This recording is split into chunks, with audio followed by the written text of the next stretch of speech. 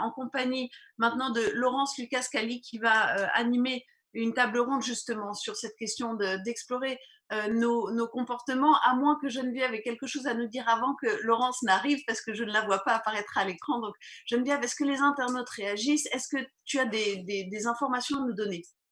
Alors, eh bien, les réactions sont extrêmement positives et les internautes se sont beaucoup interrogés sur pourquoi pas plus d'architectes justement qui repensent les villes autrement, différemment sur leur intervention. Je pense que ce message fera extrêmement plaisir à nos intervenantes précédentes et ils se sont beaucoup interrogés.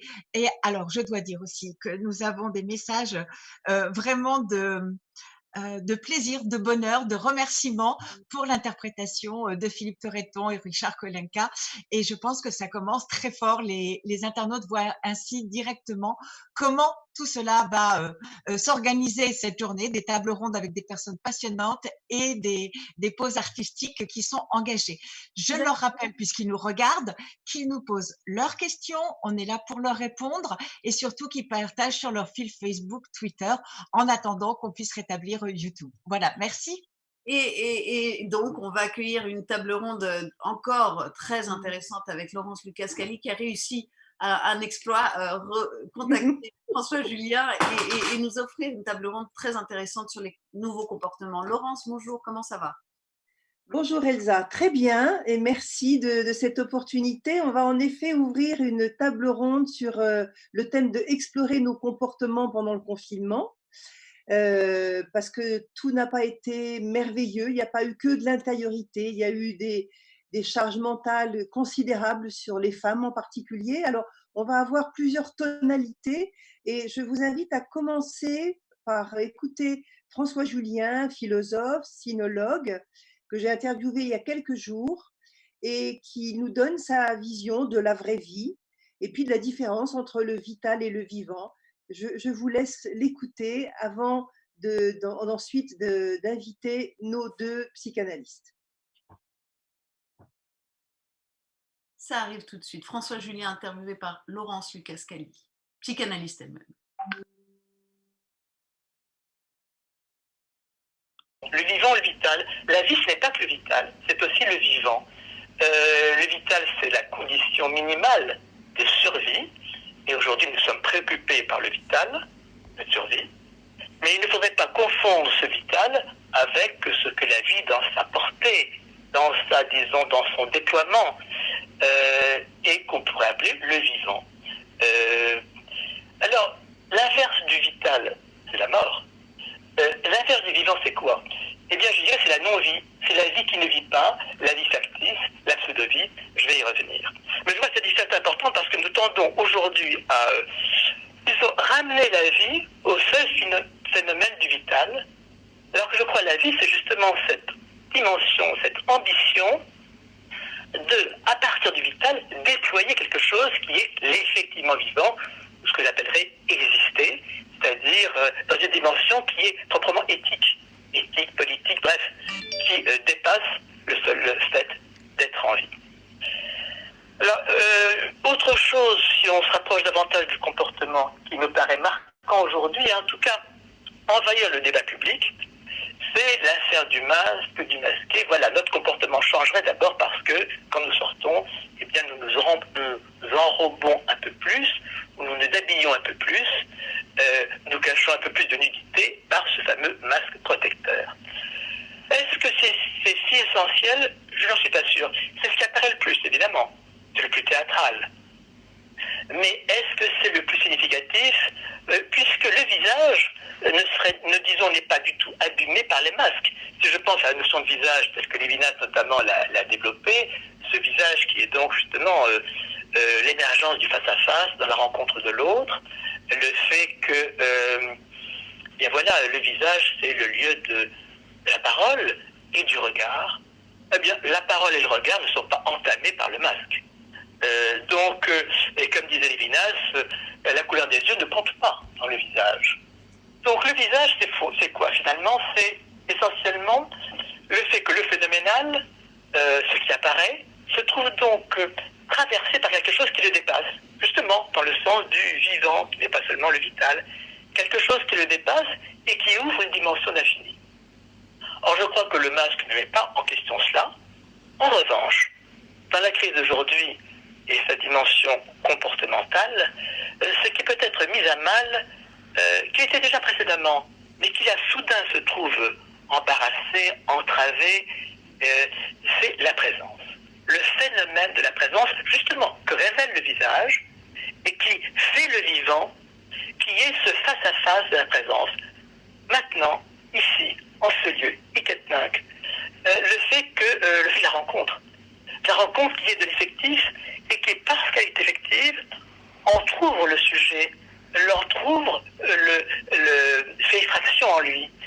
Or, si la présence devait seulement une présence virtuelle, indéfinie, présence avec un autre qui est apparemment illimité, eh bien la présence se dilue dans son effet propre d'effraction, d'entrée en présence, donc de moment qui est forcément sélectif. Quand on est en présence de quelqu'un, on n'est pas en présence avec les autres, c'est une personne, c'est du singulier, mais la présence s'effective de ce singulier. Et s'effectivant de ce singulier, la présence est une présence qui a un effet d'ouverture, ou je dirais plus violemment, d'effraction. La rencontre, c'est toujours un heurt, s'il y a vraiment rencontre. C'est-à-dire que la maîtrise que j'ai de moi, ma possession par moi-même de ce que je suis, se trouve comme ça, fissurée.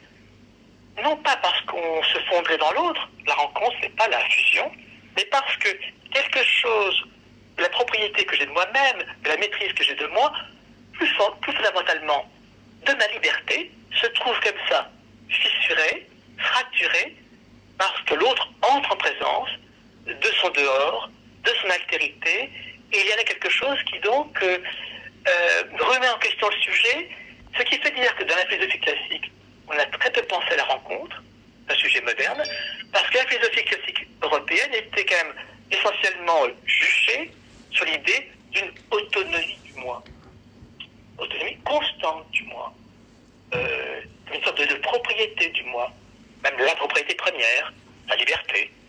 Or, la rencontre, l'effet de la présence de l'autre, dans cet instant-ci, en ce lieu-ci, quelque part, oui, j'ai dit fracture, cette possession de moi-même, et fait que l'autre, eh bien, il produit un effet de, jusqu'au vertige, n'est-ce pas, de dépossession de soi. Donc je pense qu'il y a quelque chose qu'on n'aurait pas oublié dans cette crise actuelle, qui est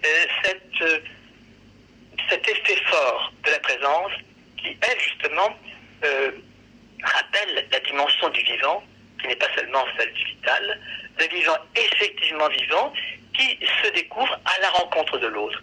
Pour moi, c'est le sens même de exister. Exister, c'est se tenir hors de soi. Le sens premier, théologique, médiéval d'exister, c'était que les créatures se tiennent hors de l'esprit de Dieu. Dieu est, les créatures existent. Elles se tiennent hors de l'esprit de Dieu. Mais ce terme d'existence, on l'a retravaillé durant toute la philosophie européenne, à travers l'âge classique et surtout la modernité, pour penser l'existence comme cette capacité que nous avons, nous, de nous tenir hors de nous-mêmes, hors de notre environnement, je dirais aujourd'hui hors de notre confinement, pour eh bien, déployer cette dimension de rencontre de l'autre, qui est l'autre, disons l'autre humain, mais qui peut être aussi l'autre d'une lecture, d'un paysage, bref, tout ce qui peut faire effraction dans le repli, le confinement du moi. Parce que la vie a toujours le risque d'être confinée. Le confinement a une modalité vive aujourd'hui et qui nous étonne, mais en fait, la vie est toujours menacée de confinement, c'est-à-dire de finis, d'une sorte d'ensemble de limites qui nous enserrent. Et exister, c'est justement, dans son principe même, sortir, ou disons, ou se tenir hors, comme dit le terme latin, ex sistere, se tenir hors de cette limite, de ces limites qui nous sont données, imparties, pour, disons, en déborder. Peut-être pas tant les dépasser, mais qu'en déborder. Et vivre effectivement, l'effectivement vivant, c'est le débordement du confinement. Or cela, disons, est de principe. Et la situation d'aujourd'hui ne fait que le raviver. Mais disons, si on a pu dire seul l'homme existe, c'est que seul l'homme est cet être ou cet animal qui peut se tenir hors de son environnement, hors de son confinement, et déployer une dimension, disons, d'infini, ou disons, d'incommensurable, qui fait que là, il devient effectivement vivant. C'est ce qui me ramène donc à ce thème de la vraie vie, que je réentends plus vivement encore aujourd'hui, depuis 2 mois. Qu'est-ce que la vraie vie? C'est pas une autre vie, c'est pas une vie idéale, c'est la vie qui est vraiment la vie. Et je repense à cette formule liminaire d'Adorno dans son très beau texte des Minima Moralia, qui est une citation: la vie ne vit pas. Das Leben lebt nicht. La vie ne vit pas. La vie est toujours menacée de ne plus vivre. Et donc, de ne plus vivre et donc de verser dans une sorte de pseudo-vie, d'apparence de vie. On croit qu'on vit, mais on ne vit pas vraiment. De vie factive. Factive. Donc, une illusion de vie. Et la vraie vie, c'est donc pas une autre vie, ce n'est pas une vie idéale, c'est la vie qui dit non à cette menace de non-vie qui est dans la vie. Cette menace à l'égard du vivant, pas seulement du vital. Cette menace donc de non-vie intérieure à la vie et qui menace toute vie, dont est en proie toute vie, il y a cette sorte de rabattement dans une pseudo-vie, dans une vie factive, fictive, n'est plus vraiment la vie. Donc ce vrai, il faut l'entendre non pas comme une sorte de vérité qu'on viendrait comme ça rajouter à la vie, mais comme cette exigence du dedans même de la vie, qui est de dire non à la non-vie. Donc l'exigence qui est négative, qui est de dire non à toutes les formes, de dire non et de dire non activement, en rébellion, à l'égard de toutes les formes, disons, de perte de vraie vie dans la vie, de perte de vie dans la vie, de perte du vivant dans le vital de la vie. Donc je prendrai quelques exemples. La résignation, une vie qui se résigne, nous vivons tous ce risque de résignation par rapport à nous-mêmes, par rapport aux autres. Dans un couple, on se résigne. Le risque d'enlisement, la vie s'enlise, c'est-à-dire qu'elle se, progressivement, elle s'enlise dans son confinement, dans les meubles de la pièce, dans les habitudes, dans tout ce qui, disons, vient confiner la vie et l'empêcher d'avancer, ou de se promouvoir, de véritablement exister. Ou encore l'aliénation, vieux concept du marxisme, mais qu'il faudrait aujourd'hui reprendre, auquel il faudrait donner une seconde vie, l'aliénation qui est que bien, la vie ne cesse de s'aliéner, c'est-à-dire de devenir autre que par les contraintes, qui sont d'abord les contraintes économiques ou sociales, mais qui sont les contraintes qui, disons, empêchent la vie de se déployer à partir d'elle-même, par les contraintes subies. Ou encore, concept là aussi du marxisme qu'il faut raviver, celui de réification, la vie qui devient chose, et qui se stérilise, qui n'est plus la vie vivante, mais une vie quasiment morte, en tout cas morte de mort, mortifère. Et donc la vraie vie, je crois que c'est dire non activement à ces non-vies qui ne cessent de faire pression sur nous, et dont la question du confinement n'est qu'une image exacerbée, pour justement réveiller la vie dans son exigence d'être effectivement vivante, car la vie ne cesse de se déserter, de se désertifier, de perdre, disons, son acuité. Et je crois que la vocation de la philosophie, justement, c'est, et je le dis d'autant plus qu'à l'encontre de ce qui envahit aujourd'hui le marché, et qui est le développement personnel, qui est donc ce marché du bonheur qu'on ne cesse de ressasser et qui fait effectivement recette, parce que c'est un marché de boniment, en fait, qui n'a que fond de justification que la reprise de quelques formules de sagesse ancienne, stoïcienne ou épicurienne, ou comme on croit par fantasme venant d'Extrême-Orient. Non, je crois qu'il y a à repenser ce que la philosophie effectivement a peut-être délaissé, qui est la question du vivre. Puisque traditionnellement, la philosophie européenne, la philosophie grecque, pense en termes d'universel, pense en termes de non-contradiction, Donc, à laisser tomber ou à laisser de côté la question même du vivre, puisque vivre ne se couche pas sous l'universel. Vivre est éminemment singulier, et vivre ne se couche pas sous le principe de non-contradiction, car vivre est essentiellement ambigu. Et donc, la question du vivre a été laissée, disons, religieux. C'est la religion qui, dans la tradition européenne, a pris en charge la question du vivre, par différence avec la philosophie, qu'elle s'occupait du connaître, de la vérité, justement, dégagée de ce qui était son engagement de vivant. Et je crois qu'aujourd'hui, avec le retrait du religieux, effectivement, la question du vivre se trouve, disons, délaissée, en friche, et c'est pourquoi ce marché du développement personnel, du bonheur, ce marketing, peut être aussi envahissant. Donc il me semble qu'il est important que la philosophie, et justement dans une situation comme celle d'aujourd'hui, celle du confinement, celle de la crise médicale, rappelle ce qui est sa vocation propre, qui est de penser la vraie vie contre la non-vie, l'illusion de vie, la vie, disons, la pseudo-vie, pour rappeler cette exigence du vrai, qui est l'exigence même de la philosophie, mais la rappeler au cœur même du vivre, et de ce qui ne cesse de menacer ce vivre dans sa capacité à être vraiment la vie.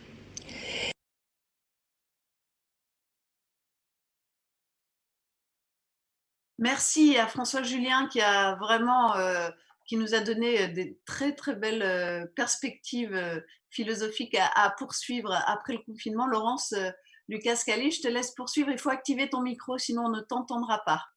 Voilà. C'est bon, tu m'entends? Ouais. Super. Merci en effet à François Julien. Je vous rappelle, si vous voulez poursuivre la conversation avec lui, son dernier livre, De la vraie vie, aux éditions de l'Observatoire. Nous allons maintenant accueillir deux femmes dont le métier, dans le cœur de l'ouvrage, c'est justement d'extraire du vivant des situations conflictuelles, désespérées, douloureuses, souffrantes. Et je vais d'abord présenter Geneviève Detene, Bonjour à tout le monde. psychanalyste. Bonjour Geneviève. Bonjour Rapidement, Laurence. Geneviève, tu es enseignante à l'Institut catholique et au Centre Sèvres. Tu as une formation également en EMDR et tu accueilles des jeunes et des adultes. Et voilà, et ton livre que je vous conseille vivement, s'appelle Dieu, la vie, l'amour et la mort. Comment en parler aux enfants et aux adolescents aujourd'hui est vraiment un ouvrage d'aide au quotidien. Donc Geneviève, merci d'avoir rejoint cette table ronde et je vais présenter également, parce qu'après je vais vous laisser échanger et converser, Yasmina Picard, psychanalyste également. Bonjour Yasmina. Yasmina, tu as créé il y a 20 ans maintenant le centre Kirikou dans le 17e arrondissement, boulevard Bessières, dans un endroit délicat. Et dans ton centre, tu accueilles à la fois, tu as 3 portes d'entrée, la dimension sociale, tu accueilles des familles, mais la dimension thérapeutique et la dimension culturelle. Absolument. Et l'une et l'autre, vous êtes des femmes d'engagement et de cœur. Donc, je vous invite peut-être à rebondir déjà sur le discours de François Julien et de nous dire qu'est-ce que dans ce temps de confinement, qu'est-ce que vous avez pu observer, accompagner et qu'est-ce que vous pouvez dire à nos internautes. D'accord. Allez, J'y vais.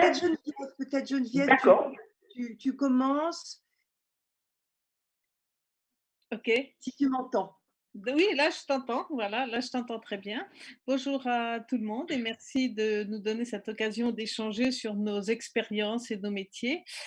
Moi, je reviendrai un peu sur la notion de crise, parce que c'est vrai qu'on vit une crise et que les crises au niveau psychanalytique, c'est souvent un traumatisme. Et on sait que les traumas, ça paralyse. Or, justement, François Julien a parlé du vital et du vivant.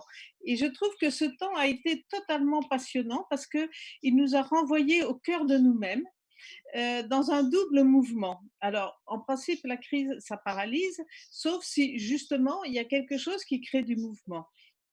Et le manque, la frustration par rapport au confinement a créé ce double mouvement, à la fois d'un retour sur soi, et notamment avec tout ce qui se passait dans le corps, et en même temps un désir de l'autre, un désir de lien qui a fait que très vite on s'est mis à faire des apéritifs avec les amis, la famille, pour justement recréer du lien grâce à tous les outils que nous avons aujourd'hui.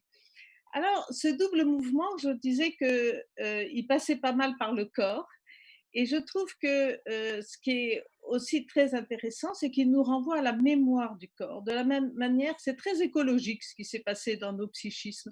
De la même manière que la Terre se souvient de ce qui lui est arrivé, de ce qui s'est passé, eh bien, de la même manière, nos corps sont une mémoire incroyable de notre histoire, mais aussi du transgénérationnel.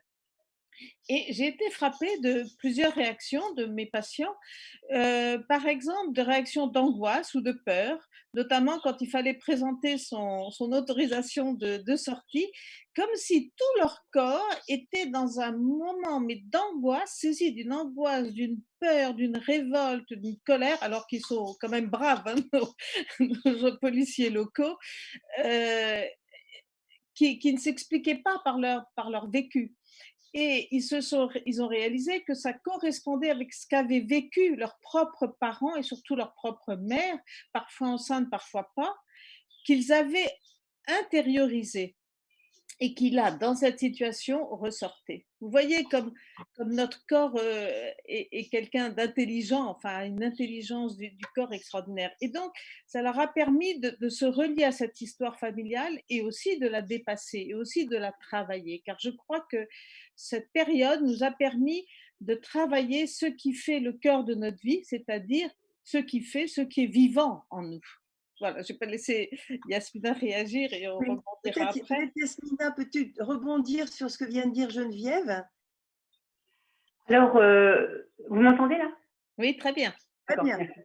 Oui, moi, ce que je veux reprendre aussi par rapport à ce que vient de dire Geneviève et par rapport à ce qu'a dit François Julien tout à l'heure, c'est que lorsqu'il parle de la question du vivant, Oui. ce que je disais tout à l'heure, c'est que pour moi, le vivant, c'est ce qui est du côté du désir. Voilà. Et c'est cette question-là, c'est qu'il y ait pendant cette période de confinement, des périodes où, des moments où les gens s'effondrent un peu et puis à d'autres moments donnés, ça revient. C'est le désir qui va et qui vient. Et c'était très difficile, je trouve, pour beaucoup de familles de pouvoir soutenir ces moments dans le confinement. Et moi, le témoignage que je peux amener là-dessus, parce que en effet, comme tu le disais, je suis sur le terrain, donc je suis allée dans beaucoup de familles, j'ai continué les consultations parce qu'il fallait. Eh bien, je suis admirative du courage et de la tenue de quasiment toutes les familles. Les gens ont vraiment été d'une solidité, de ne rien lâcher et de s'organiser avec ce confinement. Je vais vous donner un exemple quand même qui m'a euh, beaucoup interrogée. Un gamin de 10 ans n'est pas sorti pendant tout le confinement. Et il est sorti la semaine dernière. Et sa mère me disait, quand elle l'a amené dehors, il a dit ah, mais je croyais que tout le monde était mort. Vous voyez, c'est voilà. Moi, j'ai dit, c'est surprenant, et malgré ça, les gens tiennent. Donc, je trouve que voilà, c'est très très très très fort. Moi, je dis que la question de tenir à la vie, bah là, elle s'est vraiment posée pour les gens et ils ont tenu. Moi, je voudrais vous poser une question à toutes les deux. Moi, j'ai entendu des témoignages de femmes en difficulté parce que la puissance de la charge mentale et de tout ce qu'elles avaient à gérer entre soutenir les enfants dans leur scolarité, s'occuper de la maison, s'occuper des repas, s'occuper du travail, avec parfois des témoignages de violence verbale ou d'agacement. Qu'est-ce que vous avez à dire de votre point de vue de psychanalyste sur ce sujet-là, sur cette traversée-là particulière des femmes en général? Je pense, moi, qu'il y a eu quelque chose de très violent. C'est que tout à l'heure, je parlais de traumatisme et que le traumatisme paralyse. Et il y a eu un temps où, quelque part, on a eu à s'adapter à ce qui était en train de se passer. Et beaucoup de personnes parlaient de flottement. De justement ne n'avoir rien fait de la journée. Donc, on a besoin de temps pour s'adapter à une situation qui est une situation de crise ou une situation pas habituelle. Et donc, il y a beaucoup de femmes qui se sont retrouvées avec un télétravail à organiser tout de suite, des enfants à mettre au travail tout de suite, ce qui passait aussi pour leurs compagnons ou pas. Et donc, il y a eu une surcharge qui est venue sur ce temps de vide nécessaire pour pouvoir s'acclimater et penser et prendre son espace à l'intérieur de cette crise. Donc, il y a déjà eu une violence dès le départ. Et ensuite, bah, il fallait qu'on se retrouvait avec notre habitude de vouloir être parfaite. Alors, il fallait être une maîtresse parfaite, une maman parfaite, une compagne parfaite, parfaite pour soi, pour aussi profiter un peu de ce moment où, en tout cas, on sentait qu'il y avait justement du désir ou du besoin pour survivre dans cette période-là. Et on s'est retrouvés, il y a des femmes qui se sont retrouvées avec un emploi du temps absolument dément. Et il y avait un reportage à la télévision, on montrait une femme qui descendait, qui montait parce qu'elle avait mis son ordinateur en haut, les enfants étaient en bas, et c'était, c'était impossible à tenir. Voilà. Donc, il y a eu une quadrature du cercle impossible à tenir pour beaucoup de gens. Donc, déjà, c'est une période qui demande une intériorité qui prend beaucoup d'énergie, et en plus, ce qui était demandé était très, très fatigant. Voilà. Enfin, pour moi, en tout cas, il y a beaucoup de choses comme ça que j'ai vues. Je ne sais pas. Yasmina, Oui. comment on fait avec la Alors, culpabilité? moi, je dirais, ça a été justement l'occasion du retour des hommes. Et moi, j'ai eu beaucoup de témoignages là-dessus. Beaucoup, beaucoup, beaucoup. Ça a été l'occasion dans beaucoup de familles, déjà pour les hommes, de découvrir, redécouvrir une vie de famille. Mais beaucoup, ça a été découvrir. Euh, des pères m'ont dit de passer du temps à table avec les enfants, je ne l'avais jamais fait. Vous voyez, Oui, passer absolument. vraiment du temps à table comme ça, passer un quotidien. Et beaucoup, beaucoup d'hommes se sont mis, beaucoup de compagnons, se sont mis justement aux choses de la maison. Alors moi, pour le coup, j'ai des retours à pas du tout dramatiques, au contraire, des retours plutôt surprenants, parce que les femmes ont été surprises de redécouvrir leurs compagnons. Les compagnons ont été surpris, les maris ont été surpris de découvrir cette vie de famille. Et ça, je tiens vraiment à le préciser, dans tous les milieux sociaux. Dans Oui, je tous les suis milieux tout à fait sociaux. d'accord avec ce que dit Yasmina. J'ai aussi exactement le même son de, je ne peux pas dire, voilà, le même écho. Voilà, on va dire. Absolument. Oui. Geneviève Absolument. Garrigos, Geneviève, est-ce que tu as des questions du public? Alors déjà, j'ai une première question qui nous vient de Karine. Et elle, bon, elle s'adressait plutôt François Julien, mais comme il est parti, je la pose là. Et si, mesdames, vous avez envie de répondre, je pense que Karine sera ravie. Je lis sa question exactement. Que faire quand la non-vie nous paralyse? Le développement personnel décrié aide parfois à reprendre confiance en l'interpersonnel. Ça, c'est une première question. Et ensuite, j'ai Marie-Paul qui, elle, s'interroge davantage sur, on parle de tous ces comportements positifs, de tous ces comportements effectivement qui changent, etc.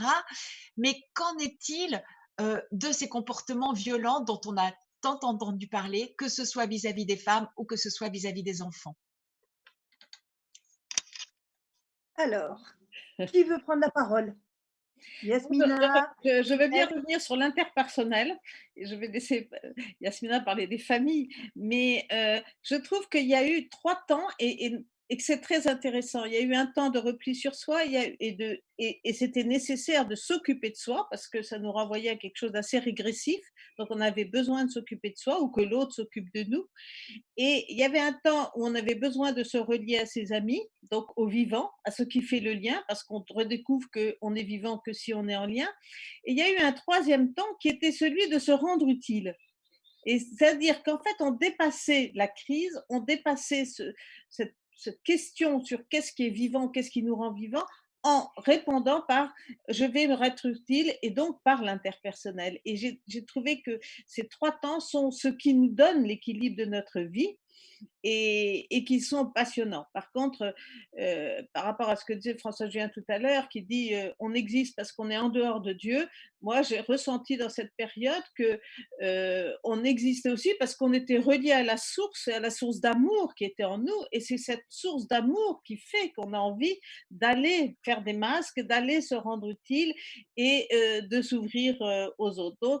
Donc voilà, donc moi je répondrai là-dessus, c'est qu'à la fois ça nous a renvoyé à notre singularité. Qu'est-ce qui fait notre espace de désir, comme le disait Yasmina, nos envies en nous? Qu'est-ce qui fait que je suis en lien et avec qui j'ai envie d'être en lien? Et qu'est-ce qui donne du sens à ma vie? Et ça, c'est l'interpersonnel. Et ça a été d'applaudir les soignants, ça a été de faire des masques, etc. Et j'ai trouvé ça formidable. Voilà. Merci beaucoup Geneviève. Il nous reste quelques minutes.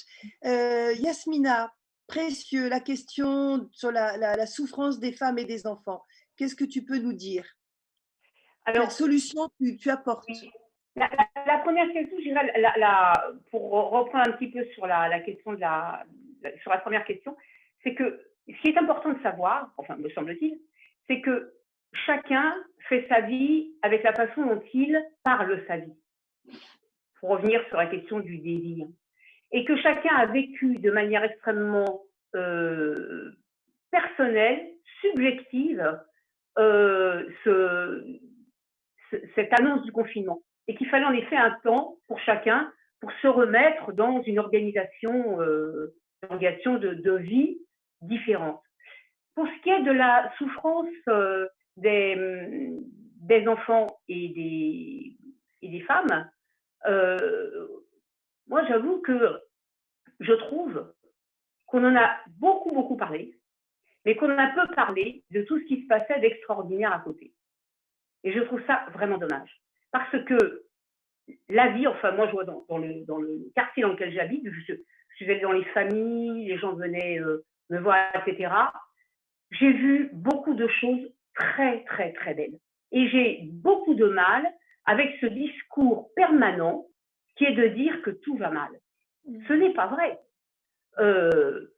En France, bon, il y a des gens qui souffrent, etc. Mais enfin, quand même, la majorité des gens se sont très bien organisés. Alors, c'est vrai, mais ça, c'est dans la vie ordinaire.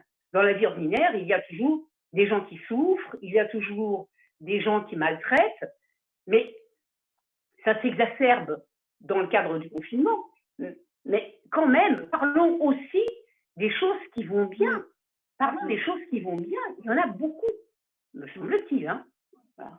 Je crois que c'est tout à fait juste. Je crois que si on se relie à sa source, à l'intérieur de soi, justement, si on fait ce mouvement, eh bien, c'est un mouvement qui renvoie à des créativités. Et on devient créatif. Et il y a eu beaucoup de créativité dans les familles. Je suis bien d'accord avec vous, notamment avec la participation des deux, des hommes et des femmes.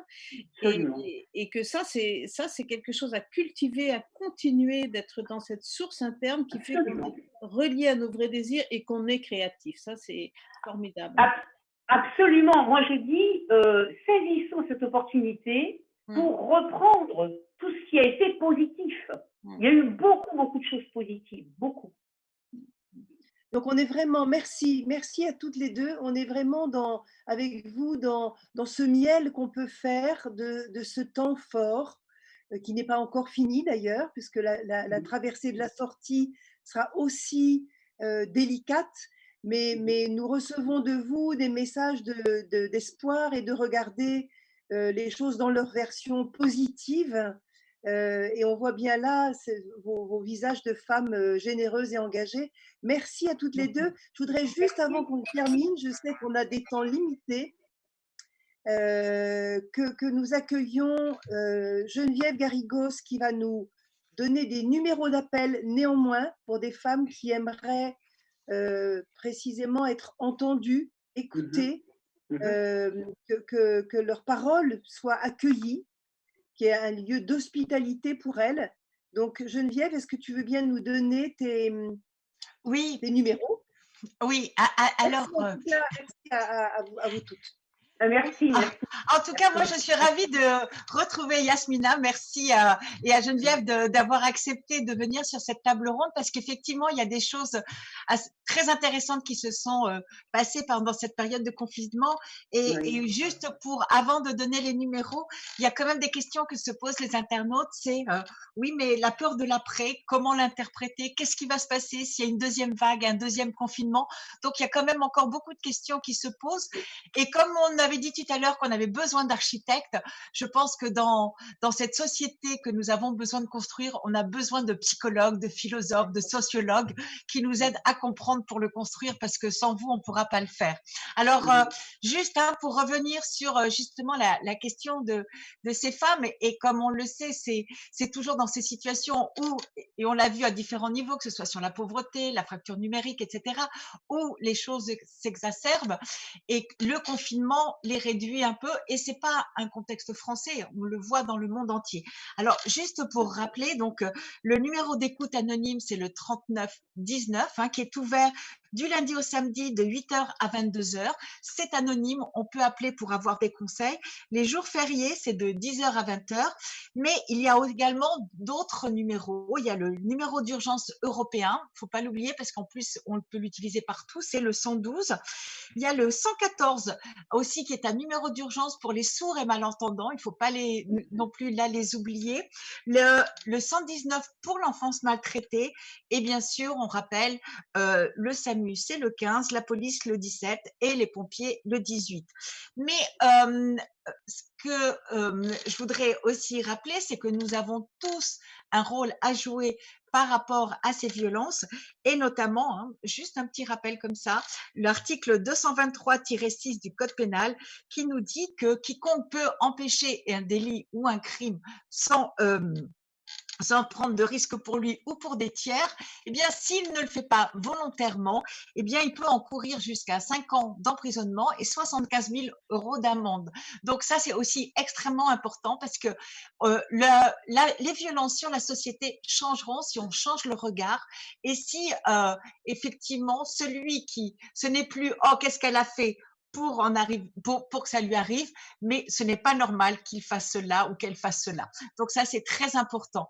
Et c'est vrai que c'est un sujet très, très difficile, donc je crois que je vais introduire justement une vidéo qui nous a été envoyée, qui est une vidéo très forte. C'est un sujet, les violences sont un sujet qui effectivement on a toujours quelques difficultés à en parler, mais cette vidéo qui est par une jeune réalisatrice, Alexia Anicotte, de l'école Courtrage-Mé et qui a été lauréate de l'opération, excusez-moi 2 secondes que je ne dise pas, voilà, lancée par France Télévisions et Slash, eh bien, revient justement et nous présente une vision qui est poétique, mais à la fois très dure. Et on peut lancer, n'est-ce pas, Elsa? Oui, tout à fait. Et on remercie beaucoup Alexia de nous l'avoir envoyé. Ça arrive, c'est tout de suite.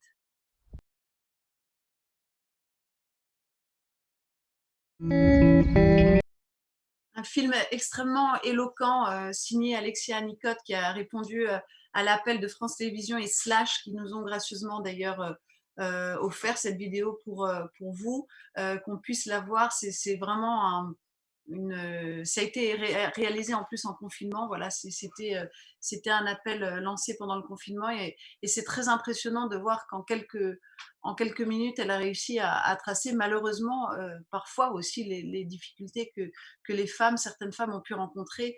Et le confinement a accentué parfois ces douleurs-là.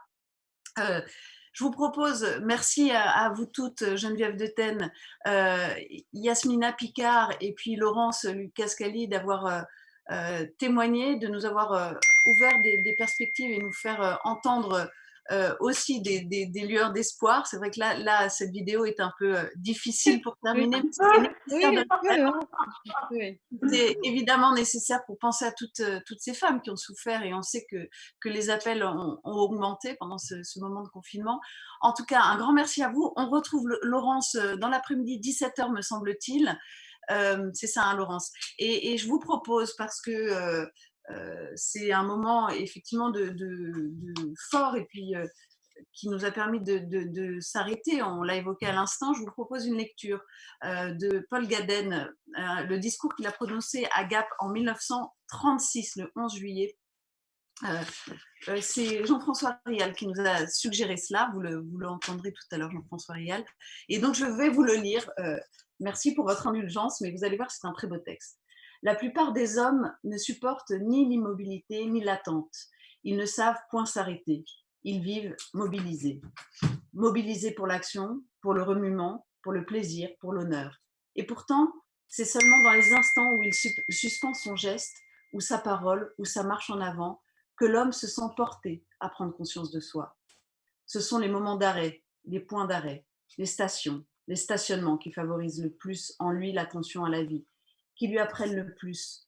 Toutes les heures où l'on attend ce qui ne doit pas venir, les chemins sans issue, les voyages sans but, les routes désertes, les jours de pluie, les petites rues de province où personne ne passe, les heures de panne, les journées de maladie. En un mot, toutes les circonstances où il n'y a rien à faire, où il faut nécessairement s'arrêter et se croiser les bras, toutes les journées de notre vie que le sort a marquées de grands disques rouges. Ces journées-là peuvent être pour nous les plus fécondes.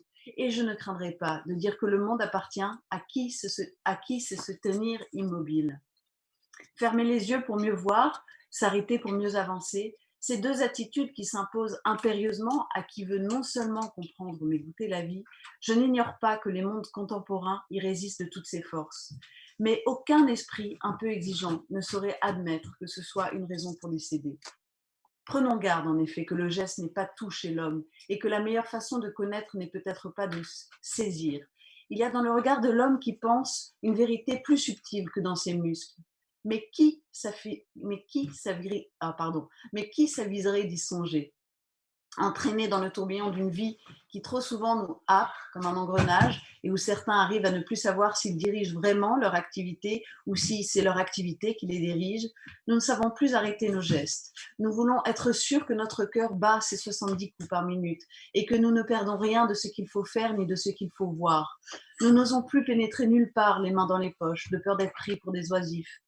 Et nous ne voyons pas qu'en nous hâtant de toucher aux choses et de les prendre, nous risquons de ne plus les comprendre et même de les perdre à jamais.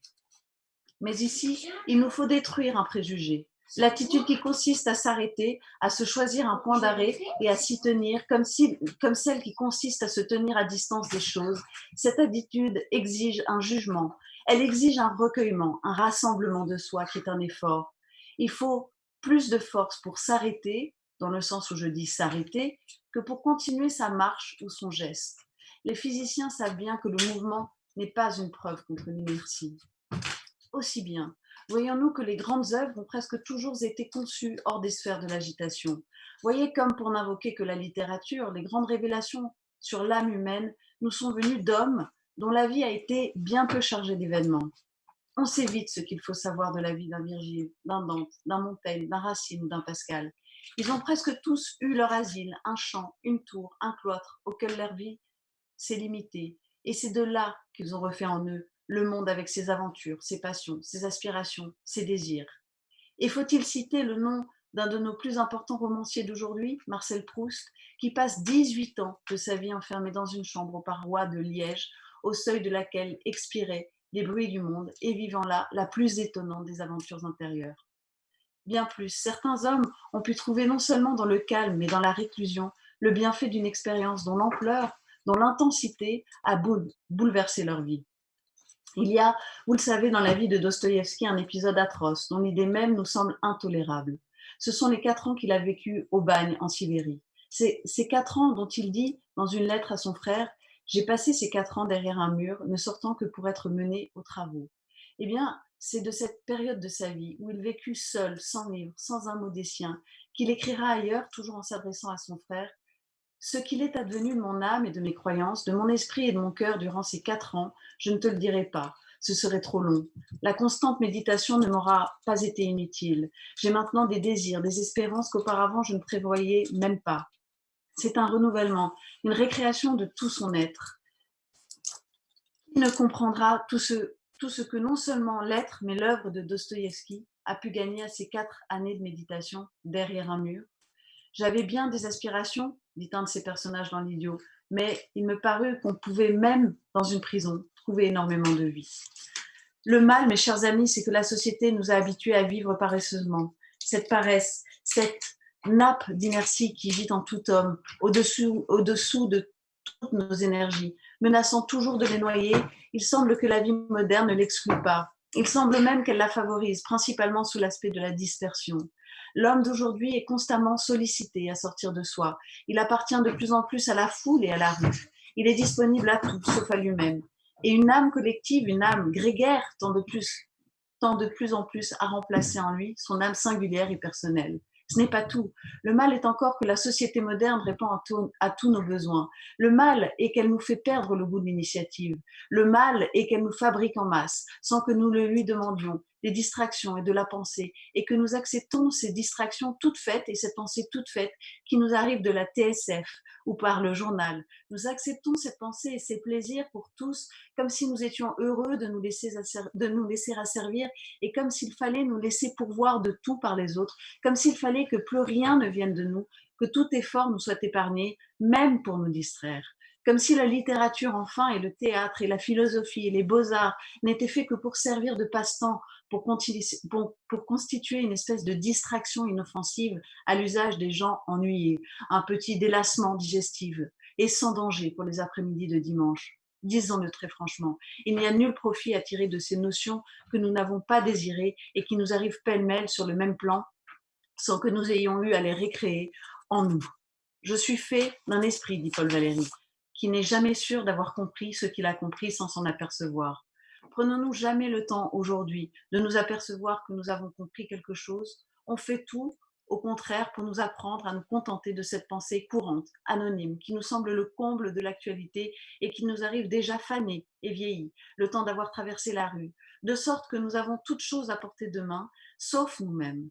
Nous ne sommes plus des hommes d'intérieur et ne nous inquiétons plus de l'être. Ce qui pénètre chez nous n'est que l'écho d'une rumeur étrangère et lointaine. Pour mieux dire, nous avons déserté notre logis, nous en avons fermé les portes derrière nous, nous nous sommes assis sur le trottoir et nous avons pris l'habitude de penser dans la rue.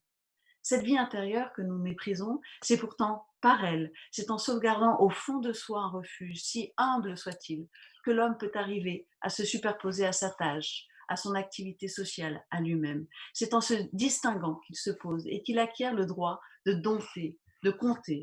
Ce qu'il donne, il faut d'abord qu'il le fasse, qu'il le crée de sa substance, pour qu'il ne risque pas de donner ce qu'il s'est contenté de prendre ailleurs. C'est à cette condition qu'il sera réellement agissant et vivant. Car là, mes chers amis, car la vie, mes chers amis, cela ne se ramasse pas sur le pavé. Discours prononcé par Paul Ganen le 11 juillet 1936 au lycée de Gap, où il était professeur. Un texte vraiment d'actualité que je vous remercie d'avoir écouté, suivi, et qui nous permet de dire que cette journée organisée par la Meute d'Amour autour des biens communs voit ici tout son sens depuis 10 heures ce matin, et j'espère continuera de vous accompagner dans ces réflexions nécessaires au déconfinement et à demain.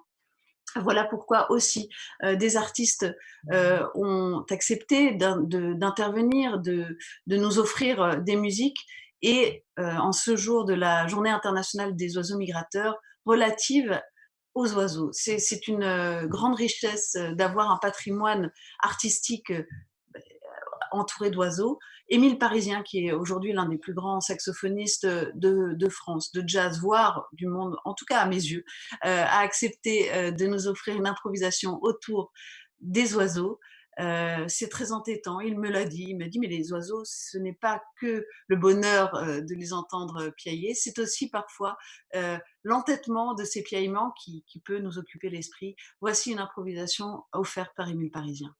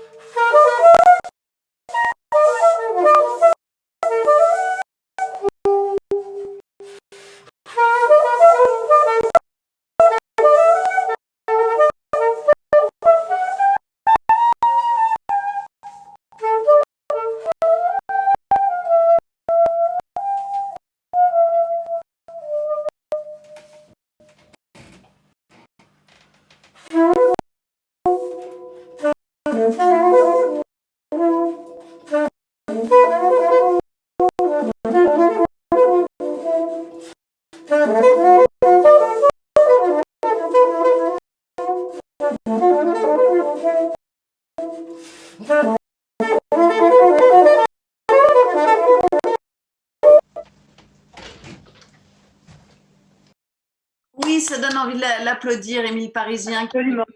qui nous a offert. Absolument. Oui, hein, c'est très intérieur encore comme interprétation. On entend les oiseaux et on entend une intériorité très très forte et c'est le talent de ce grand saxophoniste. Tout à fait, tout à fait, tout à fait. Merci beaucoup.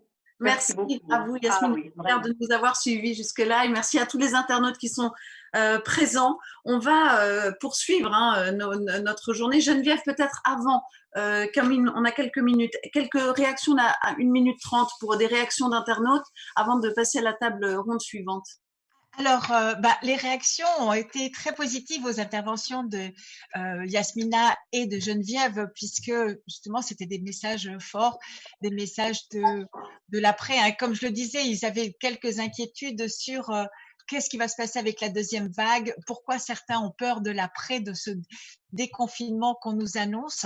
Et les réactions aussi nombreuses sur la lecture que tu as faite, qui était très très belle, beaucoup de sensibilité. De nombreux internautes nous ont écrit, on s'y retrouve totalement, c'est totalement d'actualité. Donc vraiment, beaucoup de, ça a permis aussi d'adoucir un peu après la vidéo qu'on a fait passer, mais j'ai aussi expliqué pourquoi.